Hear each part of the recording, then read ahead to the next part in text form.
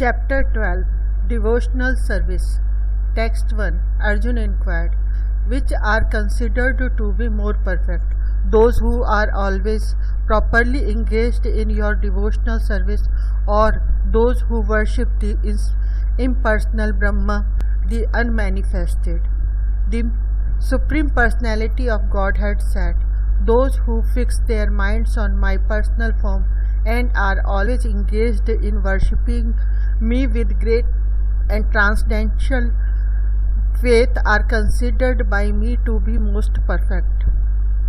But those who fully worship the unmanifested, that which lies beyond the perception of the senses, the all-pervading, inconceivable, unchanging, fixed and immovable, the impersonal conception of the absolute truth, by controlling the various senses and being equally disposed to everyone, such persons, engaged in the welfare of all, at last achieve me. For those whose minds are attached to the unmanifested, impersonal feature of the Supreme, advancement is very troublesome. To make progress in that discipline is always difficult for those who are embodied. But those who worship me, giving all their activities unto me and being devoted to me without deviation, engaged in devotional service and always meditating upon me, having fixed their minds upon me, O son of Parth, O son of Pratha, for them I am the swift deliverer from the ocean of birth and death. Just fix your mind upon me, the Supreme Personality of Godhead, and engage all your intelligence in me. Thus you will live in me always, without a doubt. My dear Arjuna, O winner of wealth, if you cannot fix your mind upon me without deviation, then follow the regulative principles of Bhakti Yoga. In this way, develop a desire to attain me. If you cannot practice the regulation of Bhakti Yoga, then just try to work for me, because by working for me you will come to the perfect stage.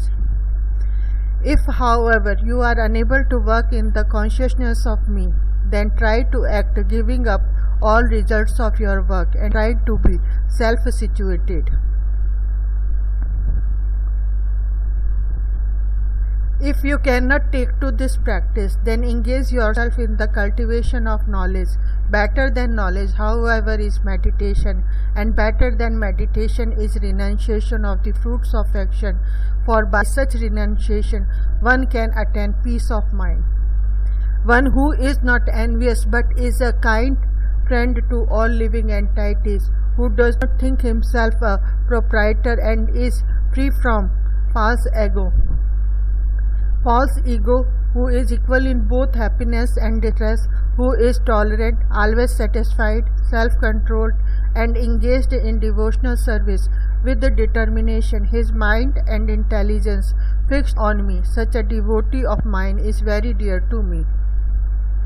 He by whom no one is put into difficulty and who is not disturbed by anyone, who is equipoised in happiness and distress, fear and anxiety, is very dear to me.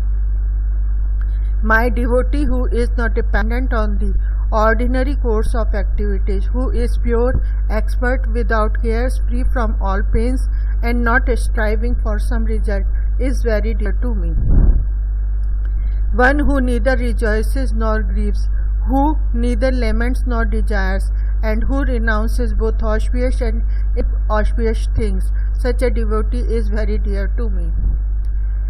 One who is equal to friends and enemies, who is equipoised in honor and dishonor, heat and cold, happiness and distress, fame and infamy, who is always free from contaminating association, always silent and satisfied with anything, who doesn't care for any residence, who is fixed in knowledge, and who is engaged in devotional service, such a person is very dear to me.